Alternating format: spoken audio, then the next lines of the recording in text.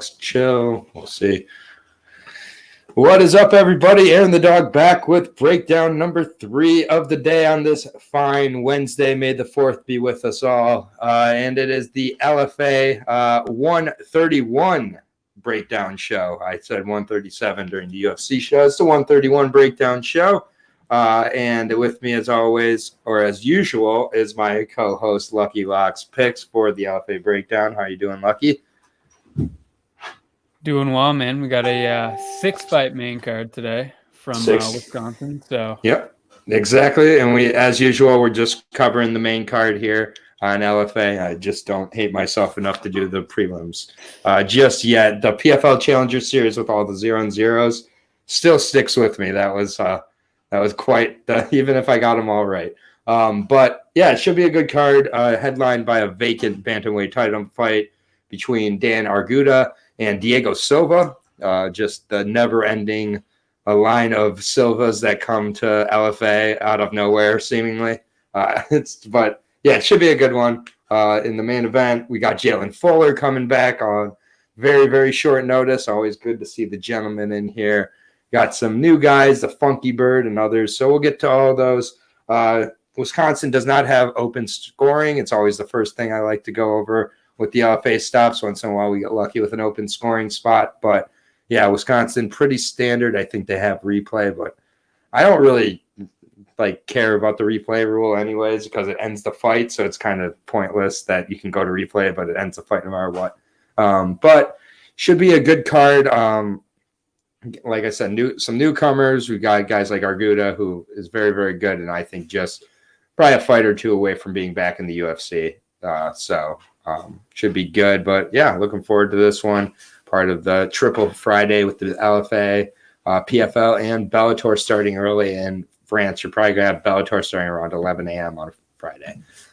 So just prepare for that if you are able to. But, yeah, let's go ahead and get into the breakdown show here. Like you said, we got a 6-fight main card, and I actually have I have quite a bit of interest in this first fight even.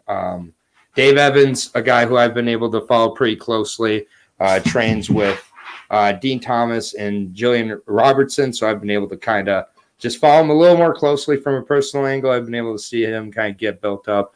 Unfortunately, David had a pretty rough go of it his first time around, so it's last fight out, so should be an interesting one, but forgot to get my timestamp down here. But yeah, David Evans taking on Gary Conkle here. Battle of 4-1 fighters here at featherweight. I'll break down David Evans first. Originally from Missouri, he's now down in Florida. He's also trained at times with Tyron Woodley. He's kind of been all over the place, still only 28 years old, coming off a loss to a fellow, I believe a fellow undefeated fighter in Gage Young at 3-0. Gage Young he beat him up, and honestly, I did not like the reaction that Dave had to being hit. Honestly, it wasn't great. Todd, thank you. Gaethje Nation for you. I have Du Bronx, so not in that nation with you, but enjoy that. But yeah, David Evans hasn't fought a very high quality of opponents. Gage Young by far was his highest level of opponent, and he just kind of failed in that one. It was at FAC 12. It was a Dana White looking for a fight. David, I know from personal anecdotes, he was putting quite a bit of pressure on himself to go out there. Very aware Dana White was going to be there. He definitely has goals of getting to the higher, level eventually with things. So that's kind of where he's at. But the toughness is kind of my concern as we go along here. Gary Conkle is a very, very good grappler. There's a lot of really good grapplers on this card. And Gary Conkle, he's a wild boy. Also goes as Playboy G or Wild Boy. He's had both nicknames. 4-1 himself. All 4 of his finishes coming by submission here. So, David is a pretty good grappler, pretty good with his takedown defense as well. I do think that pressure and striking is going to be more of the route that's going to make David uncomfortable. If it's a grappling affair, I think that he should be able to maintain the top position and avoid some, certain positions. But This guy has a triangle choke and 2 armbar chokes. His back game is very, very good. And so for David, I think that he's got to mix it up. It can't be exclusively wrestling, can't be exclusively striking. I do rate David as the more legit prospect of the two of these guys, though. I think Gary, most of his wins, neither one of these guys are winning against a high level of opponent yet. And then he himself was armbarred in one of his fights. He's been very active. That's great. David's been pretty active too. I'm going to take David, aware he's, been performing a little better in the training realm than in the actual fights, though. So that's the concern here, but I think that he learns a lot from the loss and rebounds here with a solid win. I would say he gets the decision win if I had to guess, though. Yeah, so kicking off, we got 2 guys. This isn't the one with 2 guys from Wisconsin, but Gary Conkle is from Wisconsin, and he was on the amateur circuit for a pretty long time. He had a lot of fights in the amateur scene. Not ultra successful, 8-11, but definitely good to get that experience under your belt. And as a pro, he's really turned it around, right? I mean, he's 4-1 coming to this fight. But, like you mentioned, not really great competition level. If you want to tally up the wins and losses from all his opponents, the combined record is 15-31, and none of his wins have come over an opponent that has a winning record at the time of the fight. But he is pretty light on his feet. At range, he's pretty decent. He also has some good grappling. I mean, decent offensive wrestling, 3 submission wins. We did see him get caught on that armbar once while he was on top, and that was in his only pro loss. And he's going to be coming up against David Evans here, who also had a really, really long amateur career. And a lot of that was on the IMMAF circuit. So obviously when it comes to amateur fights, that's, towards the top. Some of the creme de la creme of amateur fighters are competing in those competitions. So that when you see a guy that's fighting there, these are tough fights as far as amateur fights go. And then as a pro, he's been on Titan and Shamrock. He was 4-0 to start, and obviously got knocked out by Gage Young on that FAC looking for a fight card. But back in the cage here, looking to get back on track, get back in the win column, and pretty good movement. He's quick. I just think he needs to definitely be aware in the striking because, he got knocked out in his last one. We did see him get caught early in the one right before that as well. But he was able to get in on the takedown and get through it and obviously get to the win. And he's a strong wrestler. I'm pretty sure that was his background before getting into MMA. And, his entries are good. His top control looks pretty solid. So I'm going to go with David Evans to get the win here. I just think he's the more technical guy, and I think he's the better experience coming in. Yeah, it is, a tiny bit steep at minus 325, but I do think based on the amateur and who they're training with as well, and just overall level for these two, I do like David Evans in this spot to make a rebound and take it. But, we had Austin Verms a few weeks ago, not even a few weeks, this was quite a while ago, but those arm bars on the lower level fights, just don't mess around in that position, David. He has 2 of them and the triangle. Clearly the bottom game is, somewhere where he's had to get comfortable in this fight. So this is the Wisconsin fight that I think you were jumping the gun on a second ago, but this should be a really interesting fight. I'm actually quite excited about this one between Keegan Genrich and Austin Luchten. I think this is going to be a really good fight. These guys, both Wisconsin wrestlers, very different types of wrestlers. Keegan, one of those tall, lengthy kind of wrestlers. He was a Division I wrestler, state champion in Wisconsin as well. But, you look at him and you're like, oh, this is like a big, really big, tall guy. He's not, but yeah, he's just one of those tall wrestlers. And at times he himself, I think, can kind of get into kind of crazy scraps. But either way, I think this is going to be a really good fight. Both these guys are pretty wild. They like to open up with the striking and work their way into the grappling. Very different body types, though. Austin Luchten, 5'10", and I think that's being generous from the look of his tape. He doesn't look 5'10" to me, but that might be a little speculation. And Keegan definitely looks 6'2". So I think it's going to be quite a difference in body types, but Austin Luchten likes to get in on, the takedowns, eventually make it a scramble, work his way to a submission. At 5-1, the Funky Bird, he has some decent stand-up, but he's looking to get a scramble, use the wizard, either get a sweep or get on top of his opponent. But either way, I do think he's going to, have an interesting test here. He's coming off that loss to Nate Jennerman on NAFC. Got guillotine choked there in the second round. Before that, had a main event fight at B2 Fighting Series in Iowa against Mydabek. Mike was taking him down at points in that fight. He was having his moments too.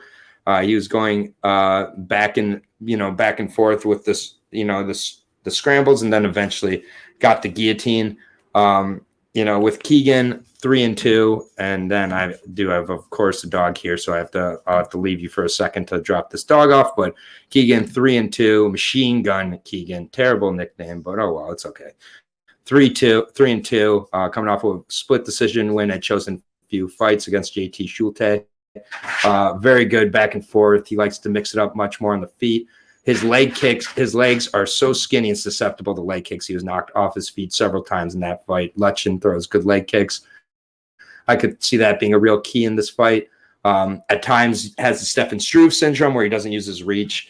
All the above are reasons I'm going with Luchten in this spot. I just think he's going to eliminate the reach issue, make this a scrap. It's going to be on the ground. I think someone gets submitted. I'll say Luchten gets the submission here, but should be a good scrap. Two Wisconsin guys are going to go at it, but Keegan at times can be taken down and works a little bit from the bottom, a little too comfortable.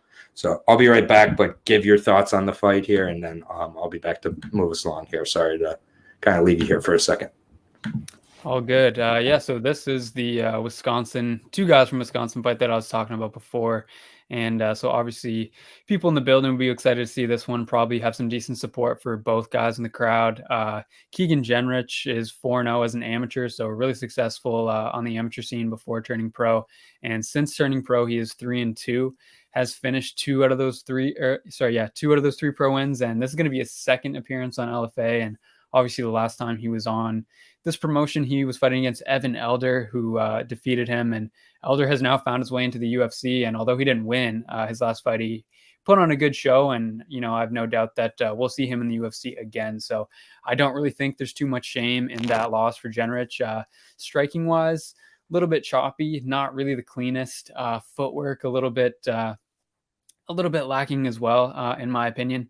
But obviously he has the good grappling credentials here. He's a brown belt in jiu-jitsu. He was a state champion in high school for Wisconsin in wrestling, and then went on to wrestle in college at the Division I level. So definitely has really good grappling in his back pocket. And, like Aaron was saying, he's tall. He doesn't really look like the typical wrestler kind of archetype build, but he is one of those tall wrestlers. And, we have seen him, like he also mentioned, get taken down and actually struggle a little bit from the back, look a little bit too comfortable there, not too much urgency. So that kind of does give me a little bit of pause on the Genrich side in this bout. And across the cage from him, we're going to have Austin Luchten, who, like I mentioned, also from Wisconsin. And similar to Genrich here, he's actually going to be making his second LFA appearance as well. And his first appearance on LFA was in his pro debut, and he is 1-0 on LFA, whereas Genrich is 0-1. Luchten was able to win his pro debut on LFA, and he won that fight via ground and pound. Pretty good start to his career there, and then he finished the next four guys that he faced as well. So this guy definitely is a dangerous finisher. A lot of submissions, lost his most recent outing, so that's going to move him to 5-1, but still maintains that 100% finish rate coming into this matchup. And, similar to what I said about Genrich and the striking, not the cleanest, a little bit choppy. I don't really think either of these two guys are super technical, super sharp in the stand-up, but personally, I feel like I like Luten's movement a little bit better on the feet. He's not as lanky, not as rangy, but he is just a little bit more collected on the feet, in my opinion. And, just going to be really dangerous with the submission game as well. Has 4 submissions, dangerous on the ground, good defensive grappling as well. We have seen him get taken down, but normally tries pretty hard to get back up. And we've seen him just defensively grapple pretty well and hold his own for the most part. And I feel like that aspect of his game could be pretty important against a guy like Genrich here. These are two fighters that do similar things well, but I'm going to go with Luchten to get the win here. Personally, I just feel like he's a little bit cleaner on the feet, has good grappling as well. Opened up -300, and personally, not a -300 spot for him, in my opinion. I would need a much better price to play that. I think he's down to about -200. I'll check that in a second.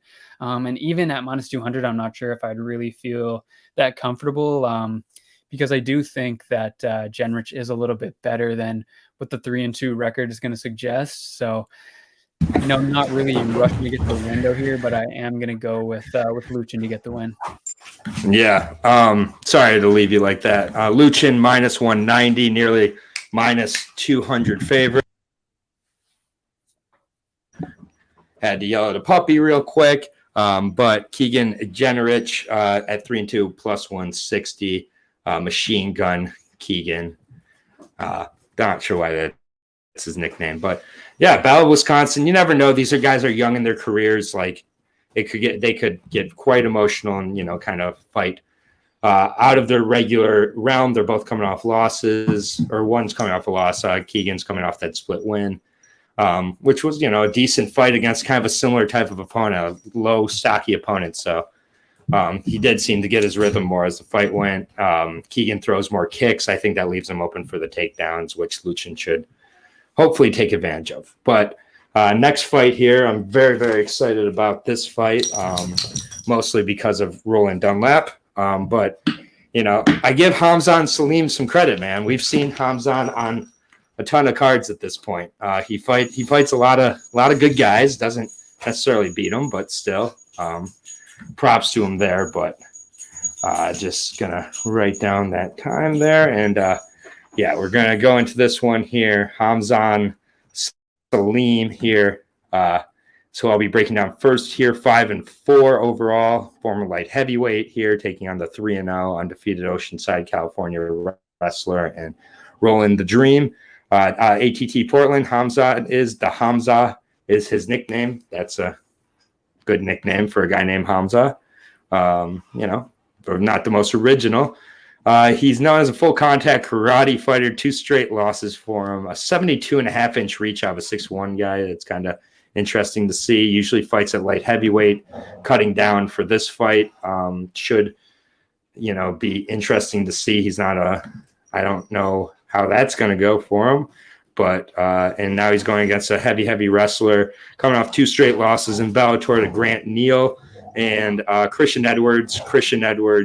Got the finish by rear naked choke, and we've kind of seen a little bit of the holes in Christian Edwards' game. It was kind of the last of it. But, yeah, overall, he's a striker. Although his finishes have come by KO, he's been put away in one of his 3 fights, but mostly controlled on the ground in his fights here. I think Roland Dunlap will be shooting within the first minute or 2 in this fight. Maybe sets up a few strikes, but Roland's bread is buttered through the wrestling. I get he's got decent striking as well. 8 straight wins going back to his amateur career, 3 straight on the pro circuit. I think he's quite an intriguing prospect. He's got some wrestling experience as well.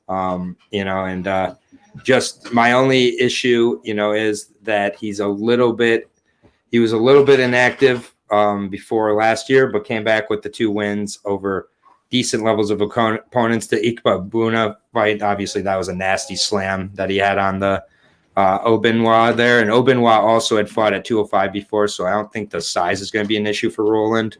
One of my most confident picks on the card is Roland Dunlap here. I think he's going to roll. Yeah, this should be a pretty fun fight. Dunlap, you mentioned 6-1 amateur, 3-0 pro. Last 2 fights we've seen on LFA. Won the first one with a slam, next one with a decision. Definitely not the most rigorous strength of schedule as a professional. I'd say that Hamza Salim is probably the toughest guys that to face so far. Dunlap's going to have that hometown advantage here. From Wisconsin, went to college in the state. Obviously, looks like he's living out in California now, but kind of a homecoming for him here. Decent stand-up, has like a bit of a karate background, continuing to improve there. But yeah, it's when you talk about Roland Dunlap, you're going to talk about the wrestling, right? That's the best strength. He's big, he's strong, physical, former college wrestler, and that's where a lot of his success is going to come from in most of his fights, and probably in this one too. Hamza Salim started his career 5-2, then gets brought on by Bellator and basically just gets fed to really 2 tough opponents. I mean, 0-2 on a stint there, but it was Christian Edwards and Grant Neal, so I don't really think you can hold that against him too much. 5-4 record. Yeah, Christian Edwards before he lost his mojo too. Yeah, the other not this new Christian. Sorry. The other two losses he had, Jared Revell, Adam Fugit, both good guys as well. So I think in terms of experience, you absolutely got to go to Hamza Salim. Here he also was an 80% finish rate. All of his finishes have been knockouts and only been finished once himself. That was the rear naked choke to Christian Edwards in the last fight. Went the distance in all of his other losses. Has some pretty good jiu-jitsu. I think American Top Team Portland is a pretty good gym that's starting to come on a little more. You're starting to see more good guys come out of there. I think this is the toughest test that Dunlap has gotten so far, but I think he can pass it. I'm not sure I see him being able to finish Salim, but I think he can use the wrestling to win at least 2 out of these 3 rounds. Yeah, I agree. And Zhongli, I love giving you 5-fight parlays, but it's a 6-fight card, dude. So just listen to the picks and just pick our picks if you want that. Like, there's only 6 fights we're breaking down. So a 5-fight parlay is just, just choose the fight of ours that sounds the least convincing of the arguments. So normally I got you on the parlays, but I can't really help you when it's a 6-fight card we're breaking down. We're only doing the main card. But Roland Dunlap, I'm seeing at minus 300 right now, plus 240 on Hamza Salim. It is the toughest. At least since his amateur career when Roland Dunlap faced Jamal Pugues.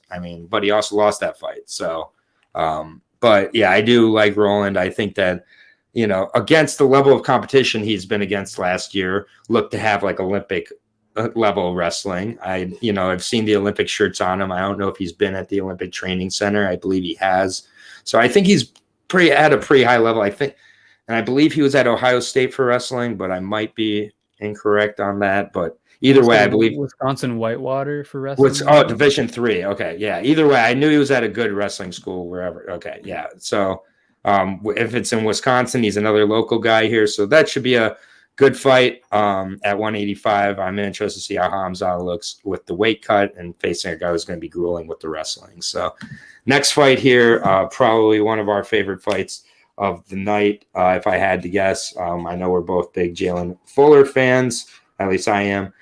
Taking on a guy who I've been really, we've broken down, Mydabek, Aorobah, the fighter. He's had a couple fights set up, Ululu, as he's known, out of Kyrgyzstan, 6-1, gotten to break him down a couple times. Normally is at lightweight. This fight is going to be at welterweight, taking on Jalen Fuller. Jalen Fuller just coming off of a victory a few weeks ago, looked very good there. I'm a big Jalen Fuller fan. I've said it before, I'll say it again. Definitely one of my favorite guys in the organization at this point. Fighting on New Mexico, 29 years old, with Duke City MMA. Coming off that win against Gage Saunders, who, Gage he's a scrapper, man, but Fuller just went in there and just outclassed him and went right through him, kind of the way we both anticipated, even though Gage is tricky and has had some surprising performances. I just think Jalen looks so good in this fight. He looked like he was in great shape. I think, the fact that he's willing to make the 170 again in such close order after being after being an undersized middleweight and losing to Assis, I think that's a really good sign for him. It shows, I think he's really focused. He looked really, really good. He got the fight exactly where he needed to. Had a big size, advantage on a guy coming up who'd been a lightweight in Gage Sanders, and now he's facing another lightweight who's coming up to welterweight here in Mydabek. So, it's just an interesting kind of resemblance here. Mydabek has not fought since August of last year. He had a fight scheduled with Tommy Aaron that fell through, unfortunately, and then he had a fight for the next week with Ryan Charlebois, and it was canceled because of COVID protocol on one of the sides. I don't believe Mydabek had COVID himself. I believe it was a cornerman. One loss coming by decision to an 8-0 Khalid Satuyev. Otherwise, face a good level of competition. He's very good everywhere, good strikes, good grappling. This is a really tough fight. I think that this is the closest fight of the night, honestly. It was put together a little bit short notice for both these guys. Mydabek's coming up in weight.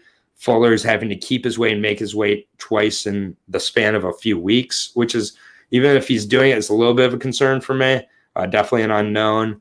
I think that if one of these guys is able to have the advantage with the cardio and pushing the pace, I think it'd be Mydabek. So for me, it's tough. It's a tough fight. We haven't seen Mydabek in some time. He's a very well-rounded guy.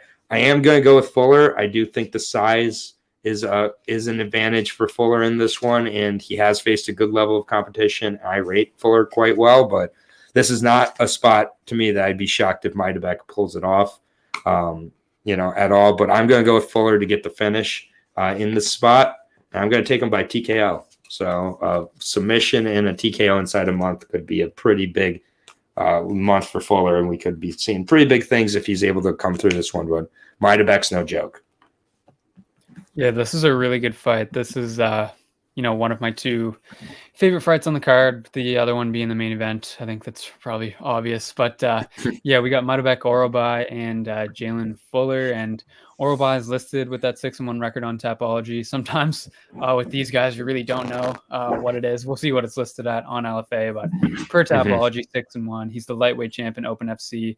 And it looks like he's been at lightweight for pretty much most of his career. He was scheduled on Titan to face Landon Quinones at 155. That was in March.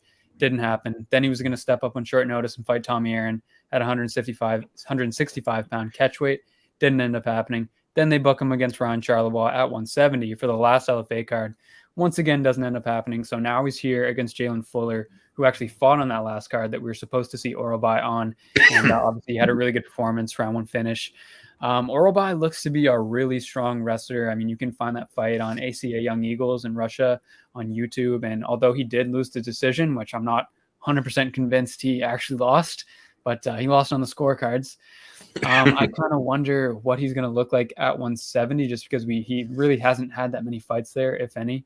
And Fuller is a guy that has fought at 185 before and is now back down at 170, whereas Aorobah is a guy that fights at 155 and is up at 170 here. So on the Jalen Fuller side, I feel like we know him pretty well by now. One of the better regional welterweights out there, 6-1 record, round one sub in the last card. That was 2 weeks ago.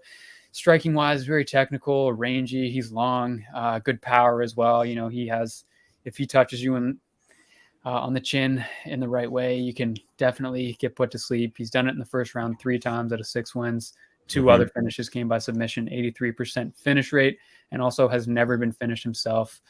Has a little bit of grappling as well. Obviously, his one loss, Bruno Assis, that was where he struggled, but that was up at 185. And in his other fights, his defensive grappling has been solid. So I think there's definitely a blueprint that Aorobah could exploit. And I actually think that plays into his fighting style as well. I think that his perfect fight is kind of the worst case scenario for Jalen Fuller, if that makes sense. The potential size factor is going to be an important component for me as well. So I'm basically thinking of it's kind of like a double-edged sword. So yeah, Jalen Fuller is going to be the bigger guy here, kind of a tweener between 185 and 170. I feel like, maybe a 175, 180 pound division would be really good for him.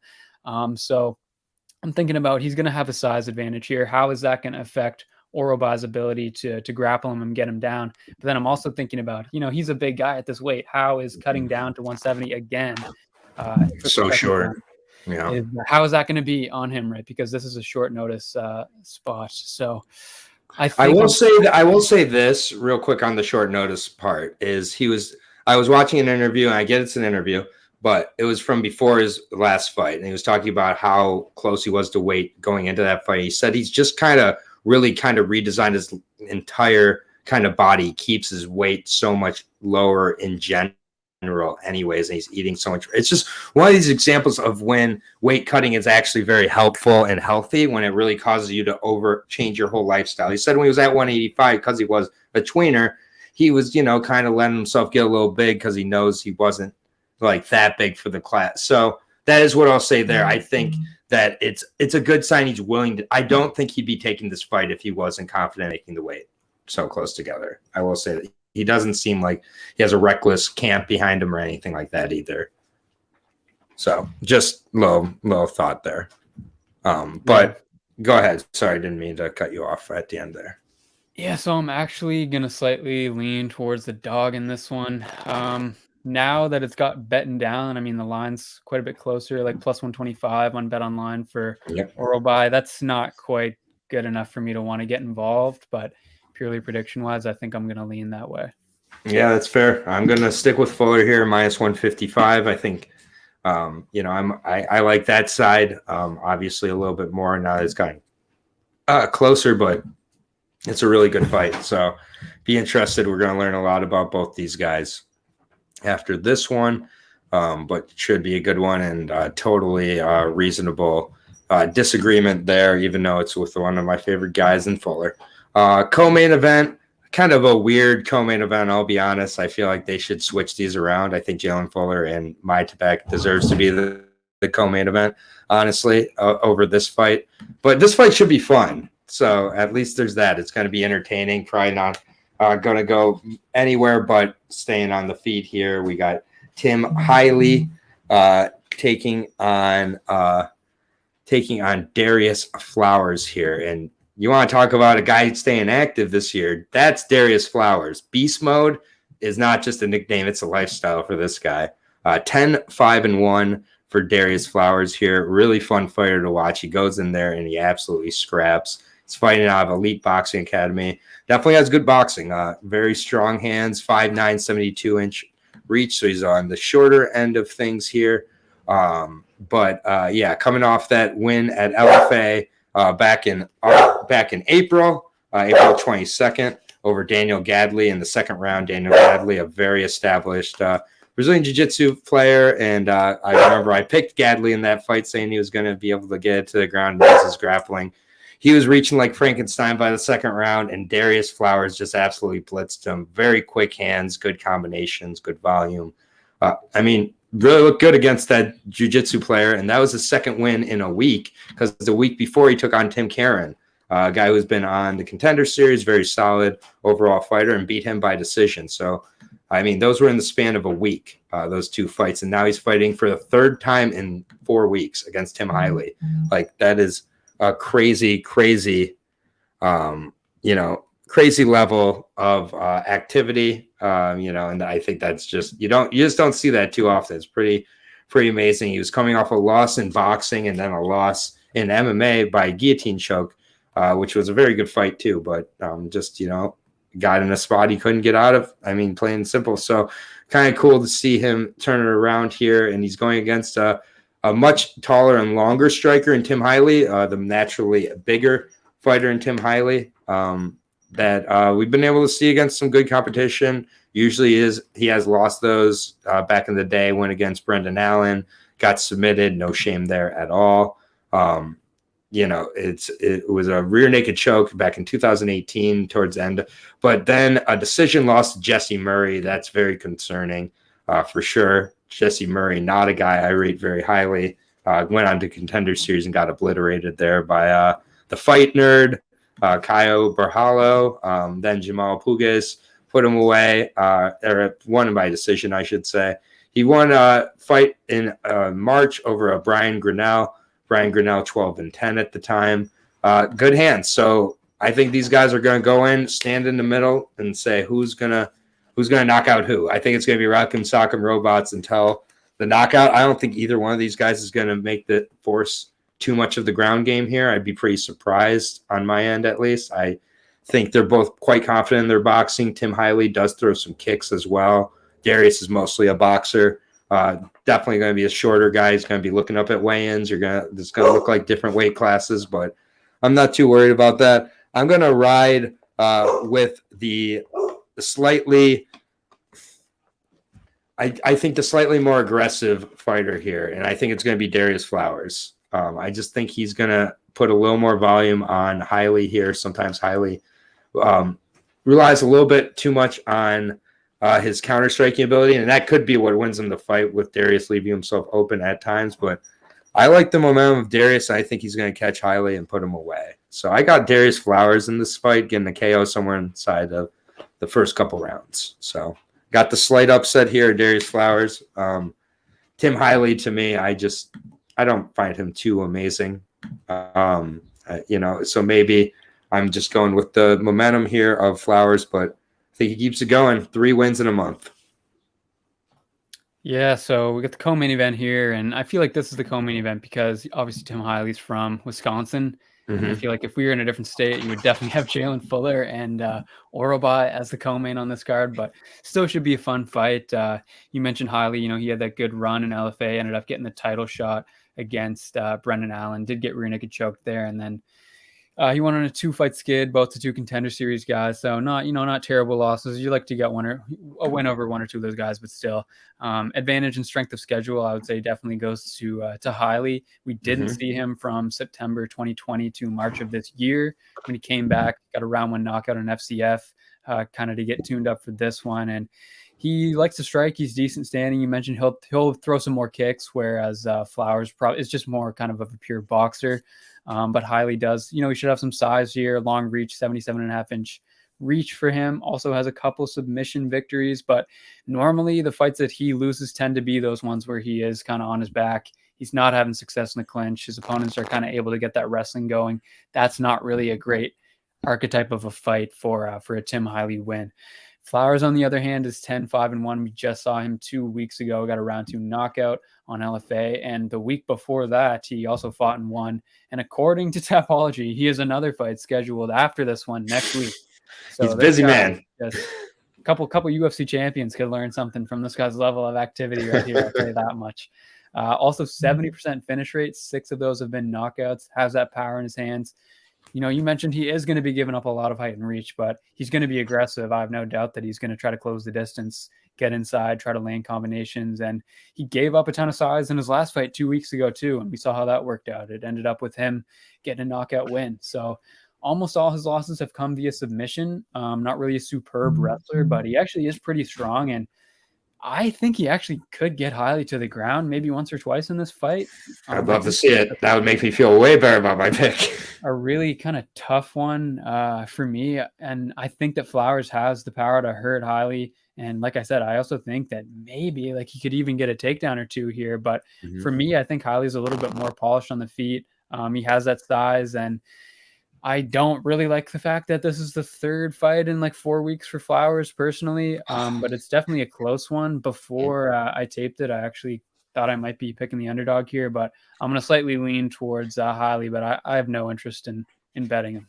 Yeah, I might just do, put a little bit of a bet down. I think it's going to be a really fun fight regardless. And we're on to the main event here. Yeah, for me, I will be honest, I'd love to see 3 wins in a month. That'd be really cool to just see that. That'd be a great moment for LFA. So maybe that's clouding my judgment here. I always try to be honest when I'm making any sort of picks of possible things to get involved there. It's the main event. I've got a dog here to be picked up, so I'm going to have you set up the main event and go into your thoughts, and then I'll be right back. 2 seconds. Sorry, man. All good. Yeah, really good fight in the main event here at Bantamweight. Dan Argueta, Diego Silva for the belt. And Argueta is a guy that probably is one of the more well-known guys in this organization, I would say, just due to the fact, obviously, that he was on The Ultimate Fighter. A lot of people watched that. And he's going to be making his 5th LFA appearance. This time, he's doing it for the belt. And so far in LFA, he has been very successful. He's fought 4 times in the promotion, won all 4, 7 fights as a pro, and he's 7-0. Obviously, there is the little asterisk. There was a Ricky Tercios fight on The Ultimate Fighter, but due to the format of those, they are not considered official fights. They are exhibition bouts. So it was nice that he was able to, take his first loss, face that adversity, learn some things, clean some stuff up, and doesn't have to walk away with that blemish on his record. So Tercios, no shame in that loss. I mean, he went on to win the show. He's now in the UFC. And I think that with a win here, Dan Argueta could definitely put himself on the fast track to join him in the UFC. And we kind of know what we're getting from Dan Argueta. I feel like most people know this guy's puts on a ton of pressure. He's very aggressive, just very strong, physically strong wrestler. He looks really big at bantamweight, very muscular, good physical build. And I think he definitely deserves his title shot here. I mean, if you're thinking about the best bantamweights in the LFA right now, you got to be thinking about Dan Argueta, in my opinion. He's a guy that I'm pretty high on, and he's a guy that I think could be, if you chucked him in the UFC short notice right now, he could compete with these guys at bantamweight. In the wrestling, I think that there's definitely some other areas of his game that he would need to clean up a little bit in order to actually become a top contender in the UFC, but just in terms of that raw wrestling, that raw strength. I mean, he's just really effective in that part of his game. And I feel like this has got to be one of the very top bantamweights in the regionals right now. Going to be coming up against Diego Silva, who is 14-6, 3-2 in his last 5. Had a loss to Jay Perrin on Cage Titans in that time, not really a bad loss. And he's won 2 straight coming in here. He got a rear naked choke on SFT in Brazil. And then in his most recent fight, he won the bantamweight belt on CES decision over Andre Sukumtat. And very impressive performance there, man. I mean, he pretty much dominated that guy. And that's a former UFC fighter right there. Striking wise, neither of these guys are excellent striking. I feel like maybe Diego Silva could land some shots kind of in the moments when they're not grappling, but I feel like a lot of this fight is going to be in the grappling, and Diego Silva is no slouch there either. He's very strong in those exchanges. The wrestling's decent. The jiu-jitsu is very good. He's a physically strong guy like he demonstrated in his last fight, and ground and pound is pretty good as well. I mean, like I said, man, Andre Sukumtat didn't really have much of an answer for him over that 5-round fight. I mean, it just really wasn't that close. I think this fight, however, is a close fight. Both of these guys are going to have a grapple heavy style. Both of them are strong. Both of them are aggressive guys. I think they kind of play similar games, but Argueta just does it a little bit better. I just think he's a little bit stronger, a little bit more aggressive. His wrestling is just a little bit better. I think on the feet, maybe there could be some dicey moments, but I mean, I just can't see any way that Silva's going to be able to smother him or keep him down or really win the majority of those exchanges over this full fight. So I'm going to trust Dan Argueta to go out and win the belt on Friday and probably punch his ticket to a Contender Series shot or straight into the UFC. Yeah, this is a really interesting fight. Diego Silva Magrino over at Fusion XL in Florida now.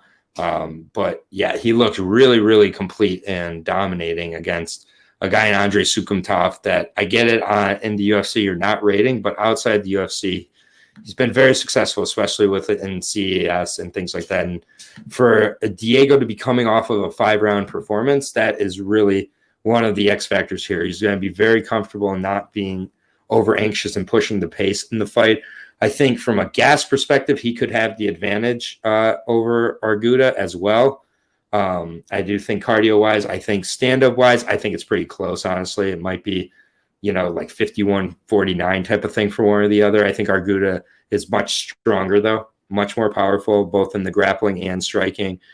And to me, in a fight like this, I do think that is what's going to be the difference. I think I feel this fight's most likely going to distance. I think it's very, very close.